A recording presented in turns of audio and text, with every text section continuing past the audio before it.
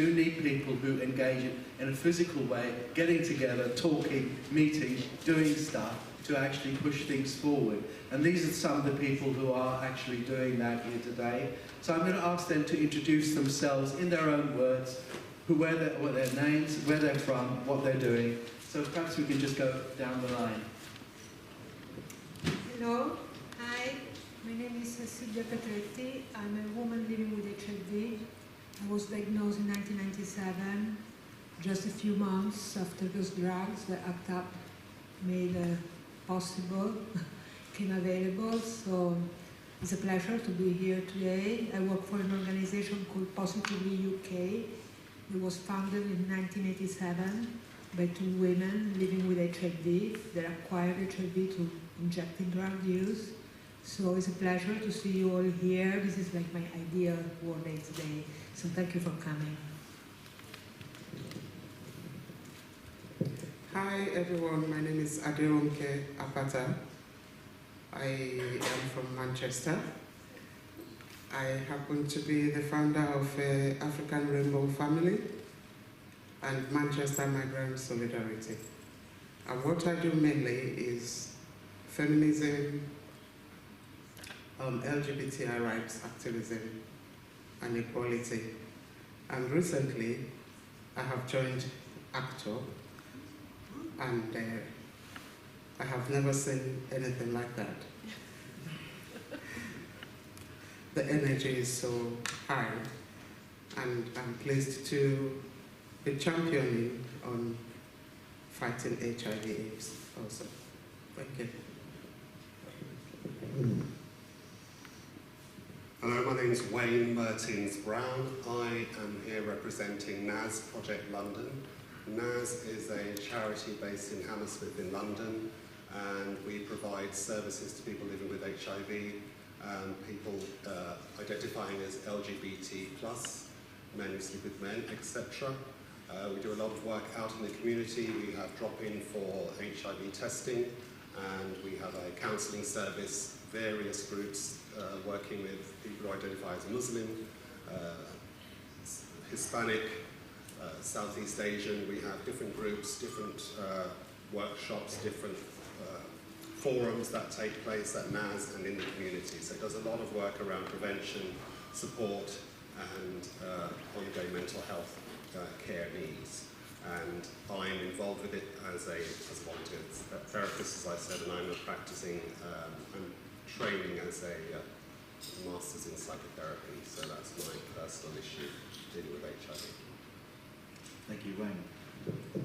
Hi, my name's Tabby. I'm from Youth Stop AIDS, and as Sylvia said, real pleasure to be here and bringing everyone together. World AIDS Day is a real reminder of kind of how people are united in this movement. So thanks for being here.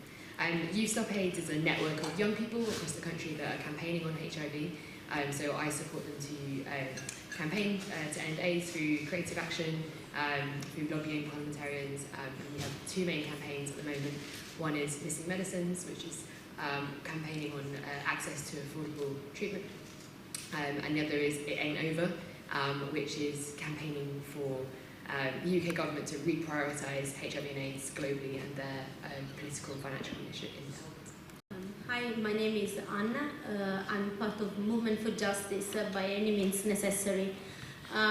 We are a civil rights and immigrant rights organization, and we are building in the communities that sort of resistance and mass action to see an end to detention, but also to kind of finally speak the plain truth about racism, and connect the issue of anti-immigrants, immigrant bashing, with the issues around austerity. So lots of our campaigns. We are going to Yazwood on Saturday, so very close. Yeah. And we hope to see that kind of a mass movement on the streets that we have seen in the beautiful film that it was the first time for me to see.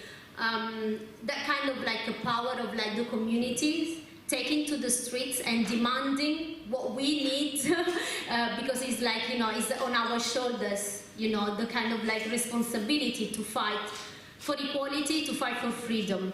I'm like, okay, today I'm like also here because I need to make an appeal as, you know, like a member of Movement for Justice and someone that like is fighting like with lots of like other fighters to be able, you know, to see like a justice, to see like an end to detention, and to see LGBT rights really respected, and you know, point the finger against the British government. So I have an appeal about one of our members, which is Prosi. She's back in Uganda in hiding right now since the end of 2013, when she was deported by the Home Office back to Uganda, because of course they don't believe your story. You know, like everything is on your shoulders, and she was like, she went through the process of like detained fast track that has been declared in 2014 and 2015 after like different series of like decision has been declared unlawful. So like lots of like people have been pushed through those cases and detained, deported, and now like many of them had the chance to, you know, brought back their cases and see like some justice. So I'm here also like, you know, to kind of like ask, you know, that these like issue and the case of like Prosi can be shared, because we are trying right now. We want to bring her back, and she's fighting. She's in hiding. She needs she needs lots of like you know, medicines, and like she goes to hospital a lot. And supporters from the UK are keeping her alive, really, because she can't be out and she doesn't have like a kind of like community around her. It's very difficult. So we are raising money since basically the end of 2013. So we are, you know, like always like asking for like, you know, people that they want to help us. We want to see her back, and her back like fighting with us, be again part of like Movement for Justice. So I wanted to say this. I'm not going to talk more like later on, but I just to make sure, sorry. My name is Edwin Sesange. I'm the director of Out and Proud African LGBTQI. It used to be Out and Proud Diamond Group, but we changed a little bit when we became a charity organization. We've just become a charity organization. So we had to change Diamond Group to African LGBTQI. I'm a refugee from Uganda, and together with other refugees and asylum seekers, we formed Out and Proud Diamond Group in 2011, which later became Out and Proud African LGBTQI. The reason why we started it was because to be our own voices, like what we just seen in the film over there, to be able to speak for ourselves, to champion our causes. One of them was to promote equality and diversity for LGBT people in the UK and in Africa, because it's much better and easier for us to do it here than in Africa and say in Russia and Jamaica, where you can't actually have a protest on the street promoting LGBT equality and diversity. Two, to help asylum seekers and refugees in many ways, helping them to get solicitors, legal aid solicitors, get doctors, get counselors, go to courts. We've been to many courts. Like, I think next week, Monday, I'm supposed to be in court testifying. Last week, Friday, I was in court testifying Stock-on-Trent. So we do all this just to help to make sure that our friends can be able to live freely without any fear of being persecuted if they are to be sent back to Africa. My experience with the clients I work with, many of whom have been asylum seekers, and many of them are from Southeast Asia and from parts of Africa.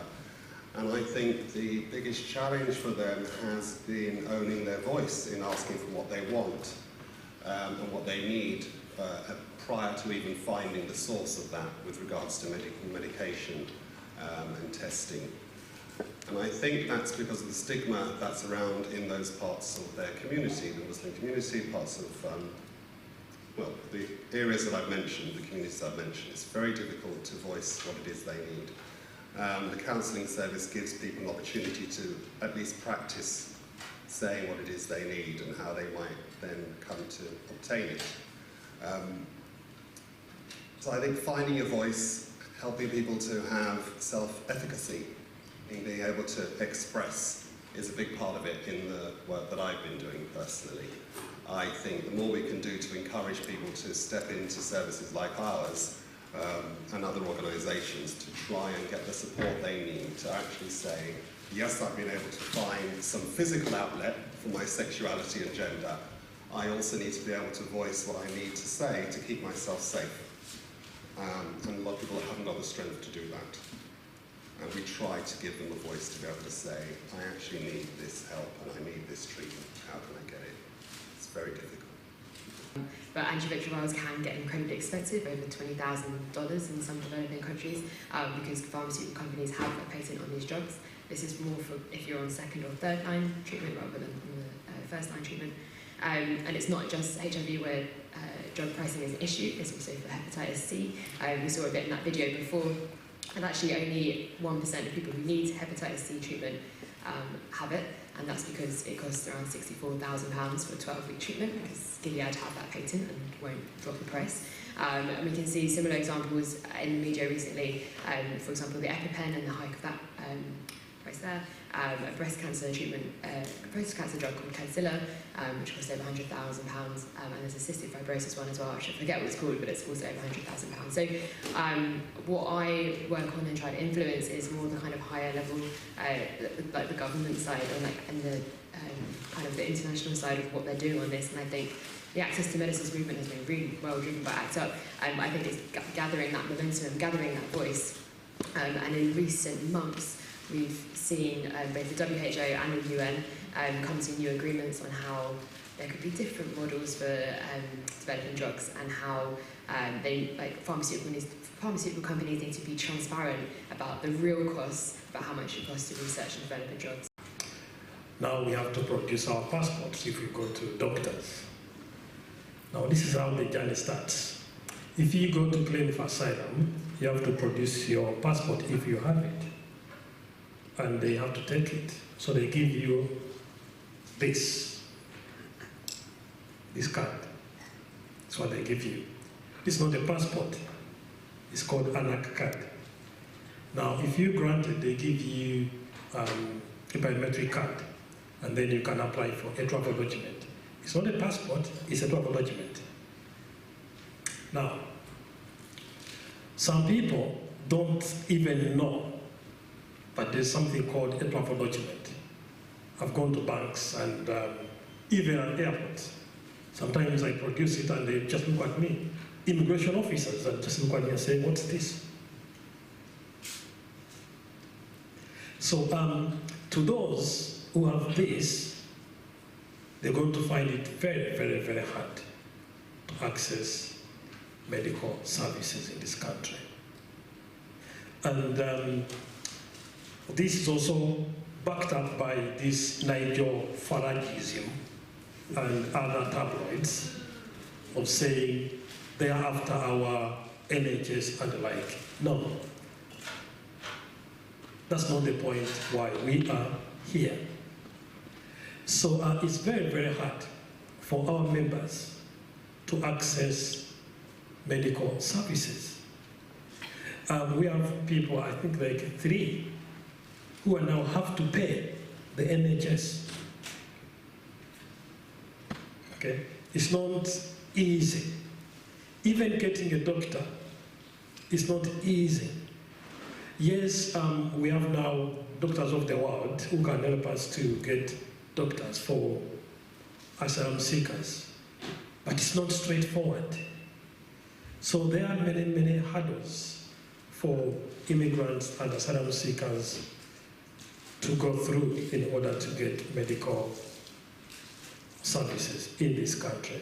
So we call upon each and every view here to join our causes. Whenever you hear a cause, please join it, because there are so many, many challenges that we are facing. We are lucky that some of us can speak, but many of our friends cannot speak. Go to detention centers.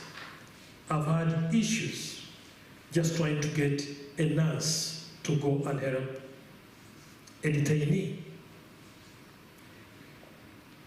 Every person in detention, if you say you're sick, you get paracetamol. That's the default, paracetamol, no matter what it is. So to get medical access in detention centers is very, very, very, very hard. When you're out here, it's okay, you can go and buy across the counter, but when you're in there, even getting a cancer is very, very, very hard. And this is in the UK. So we need more action towards all these causes. Thank you so much. Just to bring things back to AIDS and to HIV, you know, we saw the film, we saw people with Kaposi sarcoma, we saw people, you know, they were dying of AIDS. And I saw only one person die this year. She killed herself. She was an African woman, and she killed herself and her baby because she had no money. She was very isolated, and she had no rights to stay in this country. She'd been reported by her partner for working illegally without papers. I'm telling this story not because, oh wow, I want to shock you all, and it's so sad, and we all should go home and cry. But for me, it's like we're looking sometimes at those issues so much in isolation. And for me, the issue of poverty and destitution, and you know, we're not, so many of us, when we talk about drug pricing and agency and people really having, you know, the resources that are out there, my treatment, you know, I've been on treatment since 1997. I've taken all the drugs, all the horrible drugs. I'm still alive. I'm so grateful. I go to my clinic every 3 months and I get a packet with my treatments. I know that these little packets I take home is £12,000. £12,000. I'm worth it. But I think those 12, you know, early on, you know, the whole year, and how many people of us need to access to these drugs are so expensive. This money could be used in so many different ways, and I don't see why a woman with a 2-year-old baby should kill herself because she hasn't got enough food to put on her table. And for me, unless we create all the links with all the other issues, we're never going to defeat this. And I just feel so angry because we don't see, you know, it's so difficult because we don't have the anger, because people are not dying on our doorsteps. I mean, 2 million people are going to die this year of AIDS, but far away. Most of them are going to be drug users. Most of them are going to be young women in South Africa. And it doesn't, you know, you can press like on Facebook or something like that, but we're not going to get thousands of people in the street that is going to change things. And, you know, things have never, I don't know, you know, we live in a different world, but things have never changed unless people who are directly affected by the issues have gone out there and put their lives on the line for the issues they believed in. And, you know, so many of the people I work with, and we're just like immersed all the day in this world where people don't have enough money to eat, don't have enough, you know, sometimes HIV is the last thing in their list. Their health is the last thing in their list because nothing else is there. There is no housing, people are homeless. If you walk the streets of London, how many people you see sleeping rough? I'm just, you know, so I mean, I think we need to create the links to all those other issues. It's not, you know, and you know, there needs to be a lot of action, a lot of anger, and I don't know if I can help any one of us to be more motivated to do something. That's all I want for tonight.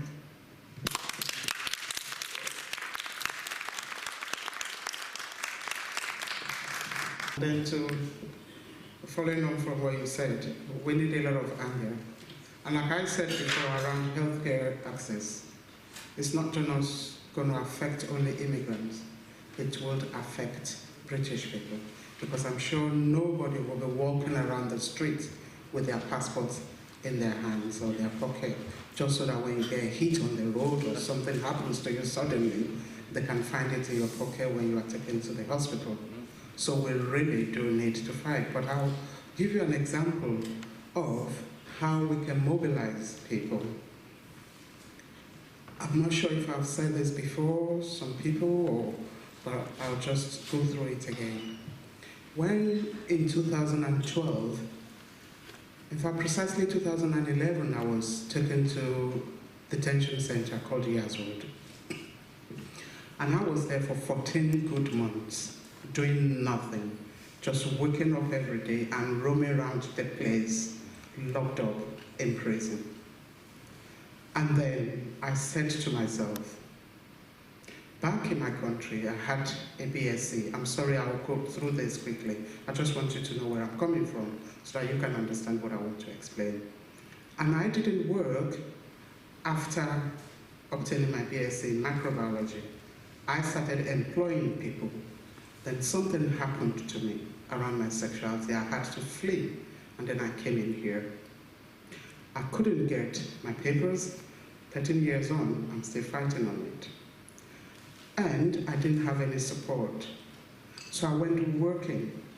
I was caught working illegally. I was paying tax, £1,000 every month. After prison sentence, I was taken to Yazwood. So my life was beginning to do what? Just depreciate. So I was there for 14 months. Then I asked myself, what am I doing here? And whilst I was here, I still went back to school to obtain a master's degree in public health, which I paid for from my pocket. I was asking other people in the detention center, why are we here? What are we doing here? What can we do? Because people became fearful. So I began to do the organization. And then we all came together and we had this massive movement, uprising, in October 2012. The old detention center became empty after that peaceful protest because we demanded for freedom. We asked for freedom by ourselves. We were locked up. You know what it is in prison for you to hold a protest of 400 people? We did it. We did not damage anything. We didn't injure anybody. But regretfully, some of us that led or that joined me in leading the demonstration have been deported.